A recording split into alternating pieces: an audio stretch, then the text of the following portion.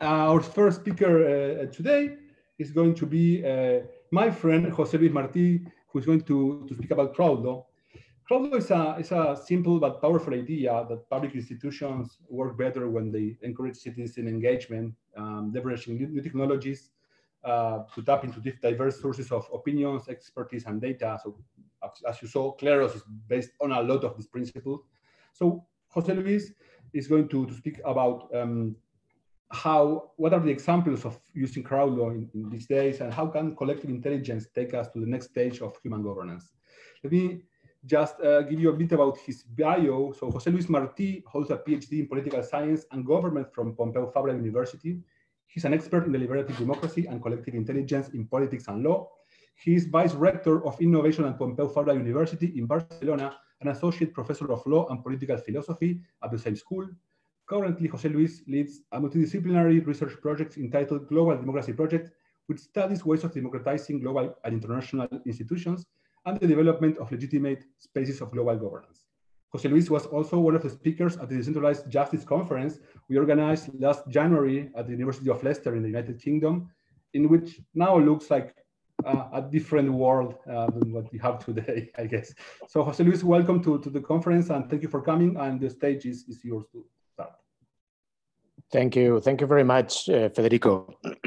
You're right that now looking back and thinking in the Leicester conference, it looks like we're going ages ago, right? So thank you very much for inviting me and having me in this conference. It's a pleasure to be always engaged in your projects. I'm a big fan, as you know, of what you're doing at Kleros. And I'm here basically to try to explain how I see that Kleros and all what you have just explained actually connects with something that is even wider that I would call CrowdLaw. Let me share my screen now. Let's see, I can do it.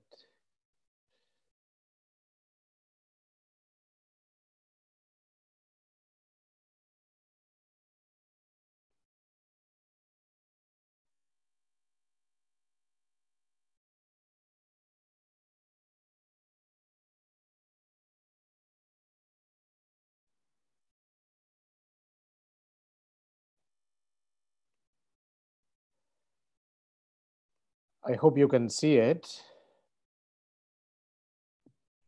Yes, perfect. Okay, good. Right, so I have this presentation on, as I said, the idea of CrowdLaw, which I didn't invent. Actually, this name, as I will explain in a minute, comes from an idea of Beth Novak.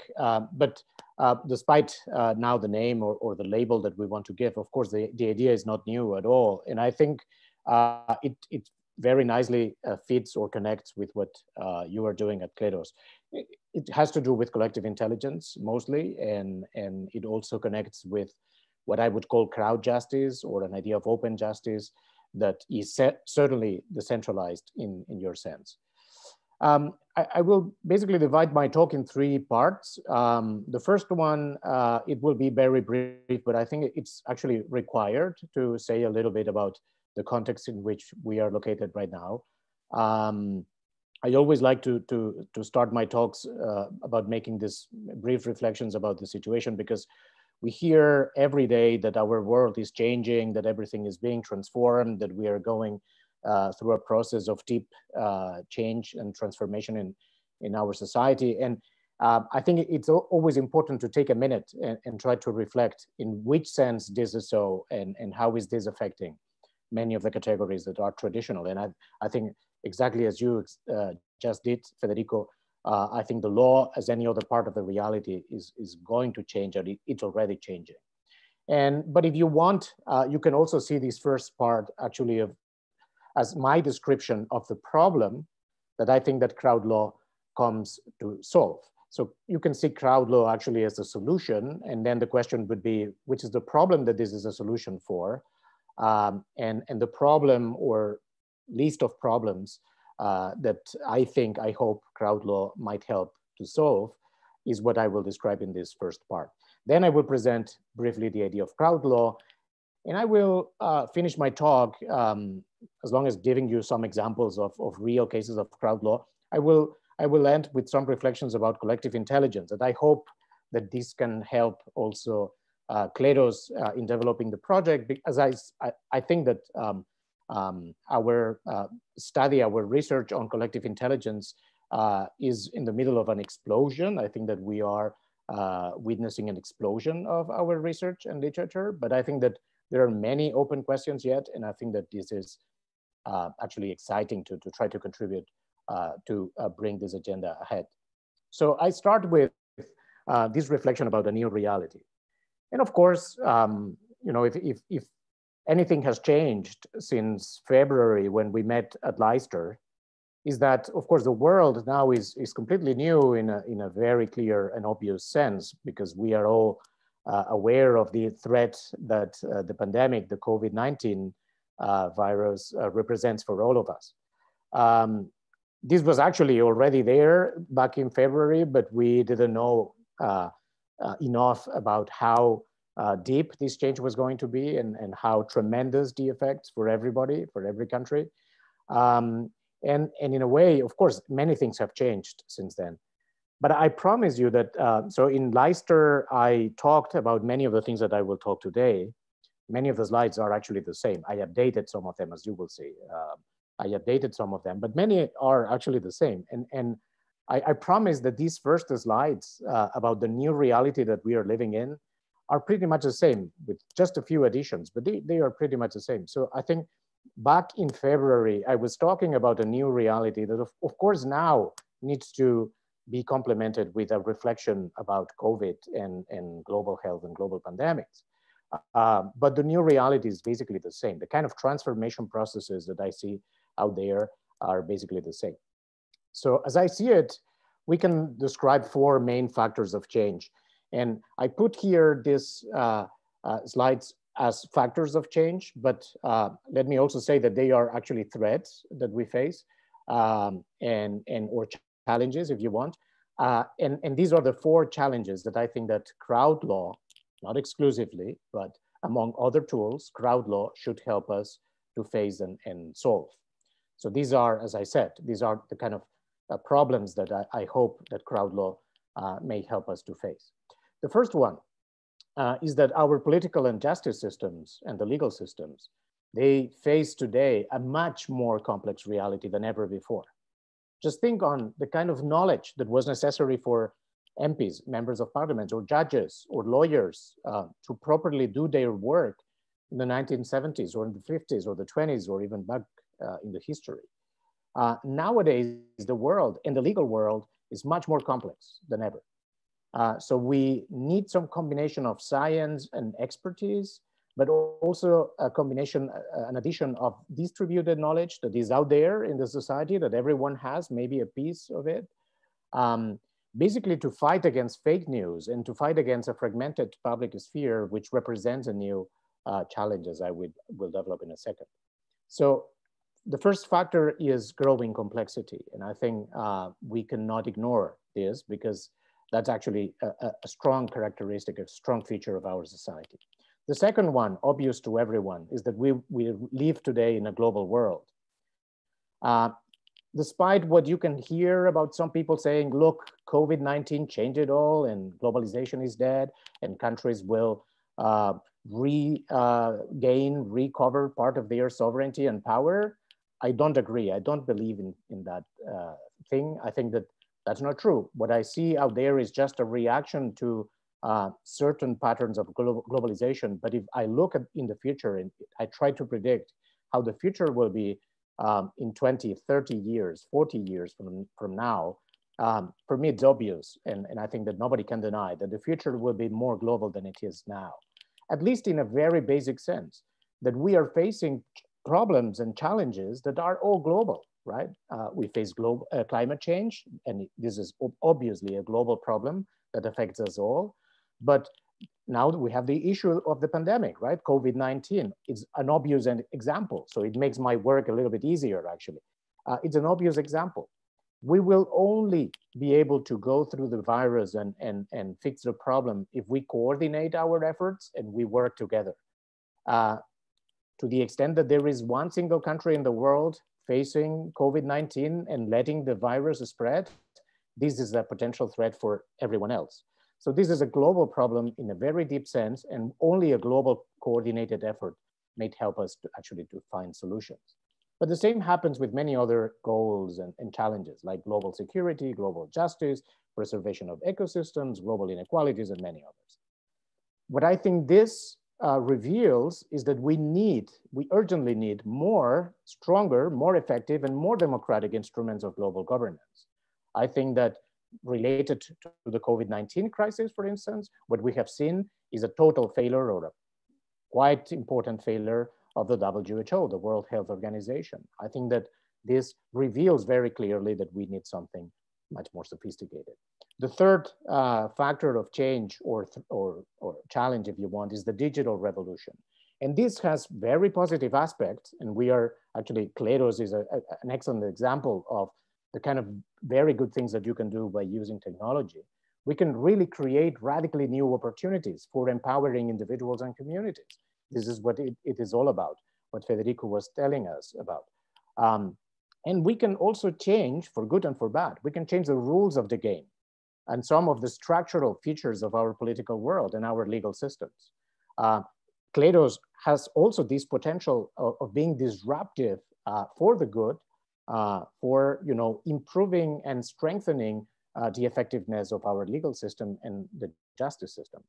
But it's also true, and we all know about, because we are bombed every day with this kind of news, that technology creates new dangers and threats, right? New possibilities of domination or potential threats to freedom, equality, security, privacy, and many other values. This is also true.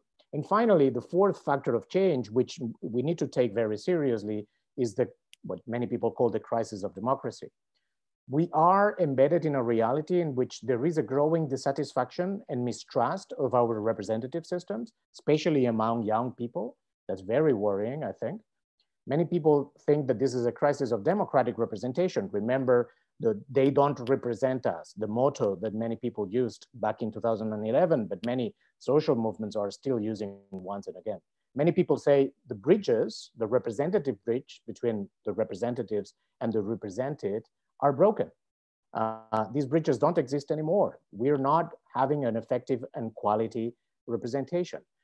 For many reasons. One of them is that there has been this rise of populism, polarization, and social fragmentation that is making democracy more complicated everywhere, but also because there is a growing global concentration of power, especially in private or non-democratic public hands. Just think on the big technological companies, the amount of power that they have, just by having access to those huge amounts of data about the people. But also, this crisis of democracy comes correlated with the idea of a mismatch between political power, which sticks basically to a national level. What we have, our democracies are still mostly, in a good part, national democracies, and the reality of de facto power, economic, cultural, technological power, which is global and much more powerful than ever, as I said. And finally, there is, of course, the threat or the challenge of growing inequality. So these four factors of change that bring us to a conclusion that we face a totally new reality, a new era of humankind, which is plenty of good potentialities. We have new tools, new institutions that can help us in facing these new challenges in an effective way, basically to fight for justice and democracy as we always did, but they also come with some downside or some kind of threats. This brings me to the second part of the talk, the idea of crowd law. The idea of crowd law, as Federico already presented, is a very simple idea. It was casted, the name was created by Beth Simone Novak. She's the director of the Governance Lab. She was the former director of the White House Initiative for Open Government under the first Obama administration. She's the author of many books, Wiki Government, Smart Citizens, Smarter State. Both of them I recommend you. But she's also the author of this forthcoming book, Solving Public Problems, a Practical Guide to Fix Our Government and Change Our World. which is completely aligned with what I will tell you, what I will speak, or the other way around. I'm completely aligned with her way of approaching the problem. I had a video, but for the sake of time, I will avoid showing you. It was only 2 minutes, but anyway, I can basically explain to you the key idea. So if you go to the webpage crowd.law, you will find many resources. You will find videos, interviews, case studies, papers, and other resources. And you will also find a manifesto. This manifesto was actually the byproduct of the first meeting that we had with people coming from different disciplines, lawyers, political scientists, practitioners from social activism, philosophers, and so on, who met in 2018. And all of us were convinced that we needed a new methodology. So basically what we try to capture with this idea of crowd law is a new way of approaching things. It's not totally new, as I said before, because I mean, the idea of crowdsourcing decision-making, which is what lies behind the idea of crowd law, is not new. But crowd law is just a new word that tries to capture and bring some kind of consistency or coherence to the varieties of ways in which you can crowdsource decision-making. And then in the manifesto, we made the effort of defining the word, the beast, so to speak, and the word got this definition. Crowd law is any law, policymaking, or public decision-making at any level that offers a meaningful opportunity for the public to participate in one or multiple stages of decision-making, including but not limited to the processes of problem identification, solution identification, proposing, drafting, ratification, implementation or evaluation of the law. Crowd law draws on innovative processes and new technologies and encompasses diverse forms of engagement among elective representatives. So as I said, this might happen actually at very different levels, from the highest and very abstract level of crowd constitution making. And there you have, for instance, the example with an unhappy end, but the example with a very inspiring of the constitution making process in Iceland, back in 2010, 2012. But you can have crowd law at the lawmaking level in legislatures, and I will mention a few examples in a minute. You have crowd law at policymaking as well in regulatory agencies. You have crowd justice or crowd adjudication, and here is where I see Kleros mostly embedded, not exclusively, but I think that Kleros, I would classify it in this layer. And you can have finally crowd execution or crowd administration. So you can have crowd law at any level of lawmaking or public decision making. And this idea of crowd law is basically characterized by the following elements. It's a combination of the use of technology. This is critical, right? So it takes advantage of the potential of new technologies to improve and strengthen decision making, and also citizen engagement, right? Technology and citizen engagement. These are two key elements. And these two key elements have a twofold goal. So we have two basic aims here. On the one hand, one aim is strengthening democratic legitimacy, because we are in that situation of crisis of democracy that I mentioned before. That is for us super important, right? And triggers much of our anxiety about improving our systems of governance.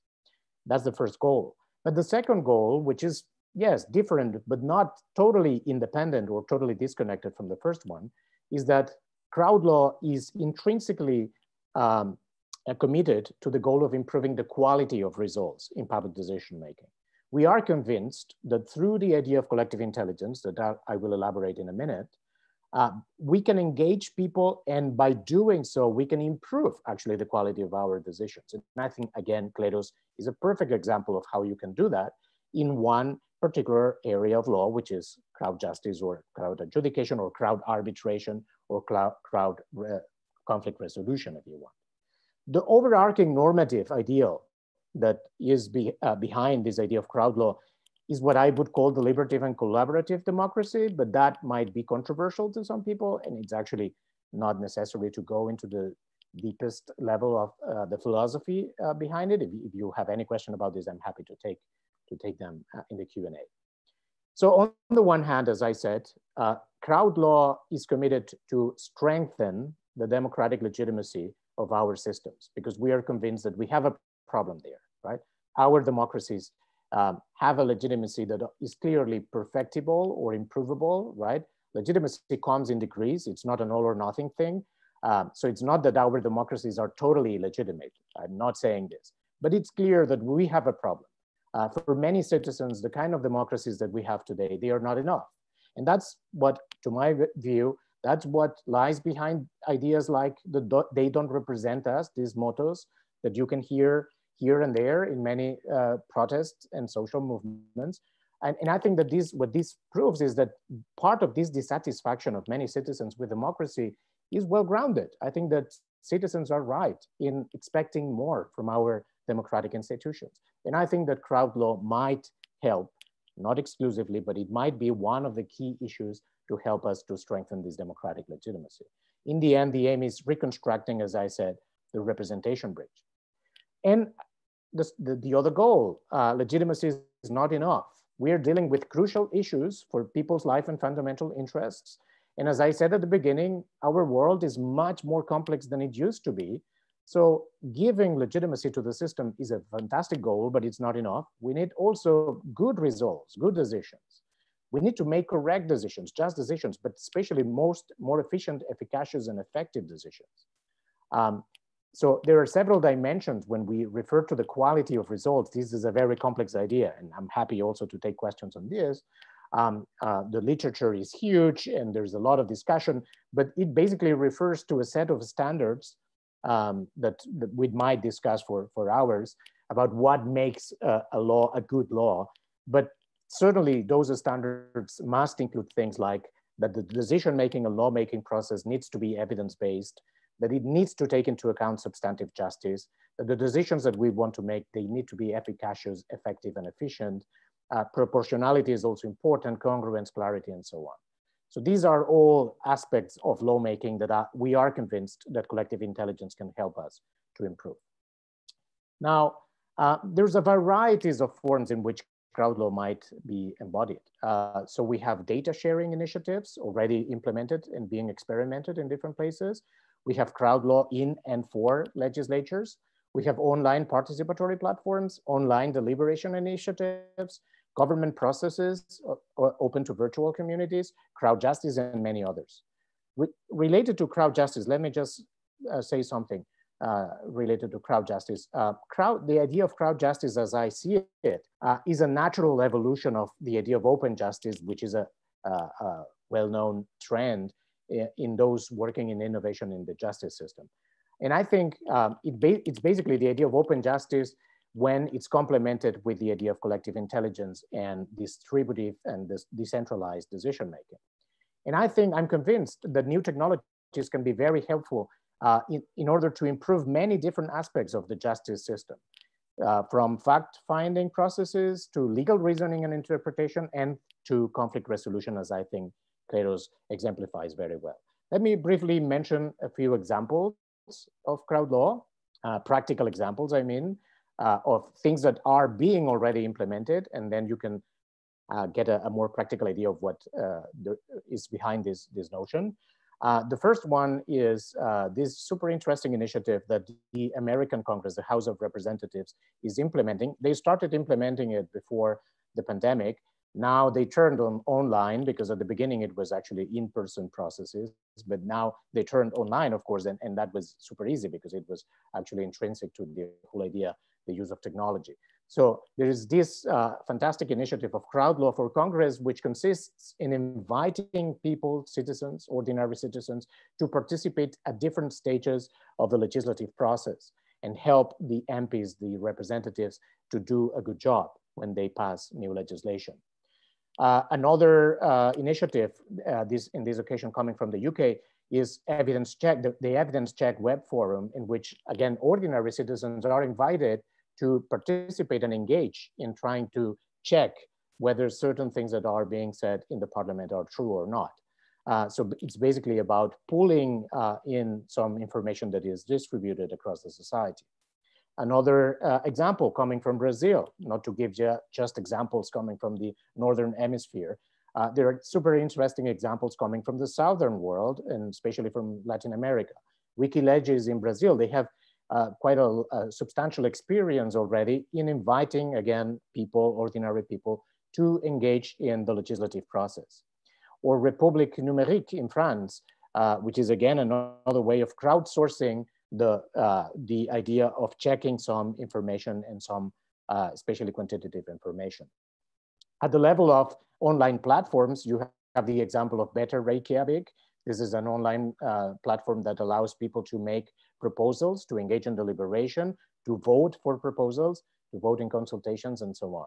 Similar to that, we have the platform Decidim, originated in Barcelona, as well as in Madrid. It was, they were basically working together in coordination, and they have now expanded and applied the same kind of technology, the basic technology, in many other cities in the world. Like in Helsinki, you have a Decidim online platform in Helsinki.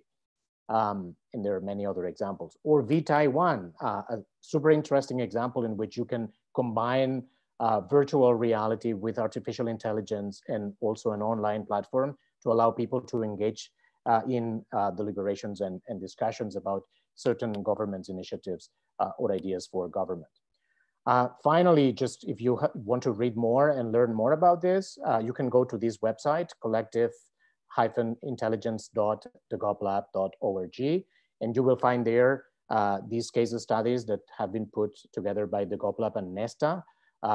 They are all fantastic examples. There are dozens of examples of collective intelligence in the area of government. And finally, of course, Kleros, as I have been saying during the talk, is a good example of how CrowdLaw might work in the area of justice. Let me come to an end in this talk by making reference to the idea of collective intelligence, only very briefly. The idea of collective intelligence that lies behind the notion of CrowdLaw, and also, as Federico explained at the beginning, this idea is key for the idea of decentralized justice. When we talk about collective intelligence, of course, what we are doing is extending the idea of human individual intelligence.